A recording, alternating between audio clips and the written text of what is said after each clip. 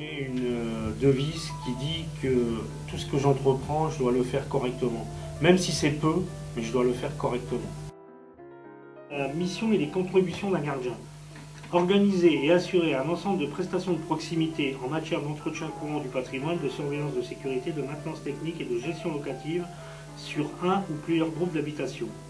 Être considéré comme le premier interlocuteur des clients locataires pour prendre en charge leurs questions et être auprès d'eux un relais d'information. Contribuer par ses actions à l'amélioration des performances économiques et de la vie sociale de son groupe d'habitation. Voilà, la fonction du gardien, c'est ça. Je m'appelle donc Michel Arnaudot, j'ai 52 ans, je suis originaire du nord de la France. Je suis gardien d'immeuble depuis maintenant plus de 15 ans. Je suis ici dans la résidence à Villetaneuse donc depuis 3 ans. Je suis arrivé en 2005. J'ai travaillé donc pour 3F pendant 7 mois sur la région de Lille dans le nord et j'ai été gardien pour l'OPAC pendant 12 ans dans le Pas-de-Calais à Liévin. Ouais. France Habitation, bonjour. Vous pouvez patienter 2 secondes s'il vous plaît? Merci. Premier bâtiment en 66. Bâtiment 3 ou 2e étage. Normalement, la femme est là.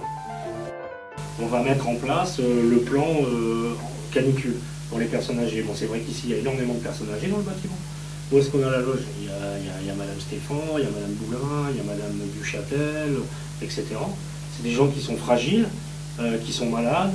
Il y a Madame Sébastien, etc. Ben ouais, ces gens-là, je vais aller les voir, si vraiment il fait chaud, je vais aller les voir 2 fois par jour. Ok, impeccable. Merci. Au revoir. Qu'il soit aimable, amical ou distant, nous avons forcément un rapport avec notre gardien. Pour vous laisser tranquille, je voulais laisser votre mari un moment dedans, mais bon. Il arrive parfois dans certaines cités que les relations entre les jeunes et les gardiens soient tendues. Le rôle du gardien est aussi de trouver des solutions pour gérer ces situations.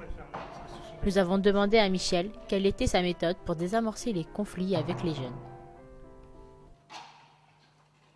Suite aux incidents qu'il y a eu avec les jeunes depuis 2-3 mois, on a décidé, avec l'association Feu Vert, donc les éducateurs de rue, on a décidé de leur faire repeindre les murs qu'ils avaient tagués à l'extérieur. Alors, ma relation avec les jeunes, je pense que c'est comme tous les gardiens d'immeubles de toute banlieue. Quand ils sont en groupe, il n'y a pas de relation avec eux, c'est pas possible. Par contre, quand vous les croisez individuellement, ouais, moi, quand il m'arrive de les croiser individuellement, il m'arrive de discuter avec eux. Tout à fait. Quand j'ai un gros souci avec des jeunes, je l'appelle. Ahmed, l'éducateur du coin ici s'appelle Ahmed, il vient et c'est lui qui discute avec eux parce que lui, il a l'expérience, il a les diplômes, il a la psychologie pour discuter avec eux, pour essayer de les comprendre. Donc c'est beaucoup plus facile, je dirais, que discuter avec des jeunes. Quand on les connaît pas, ça empire plutôt les choses qu'autre chose parce qu'ils se sentent agressés et après il n'y a pas de débouché. Donc vaut mieux, moi c'est mon principe, vaut mieux faire discuter des gens compétents avec eux que directement. Ou alors discuter avec eux, avec ces gens compétents, qui, si j'ai une question à poser et que j'ai du mal à la poser, pourront peut-être l'orienter différemment et puis ouvrir une brèche pour dire de pouvoir discuter avec eux. Parce que moi je ne me considère pas comme un bon gardien.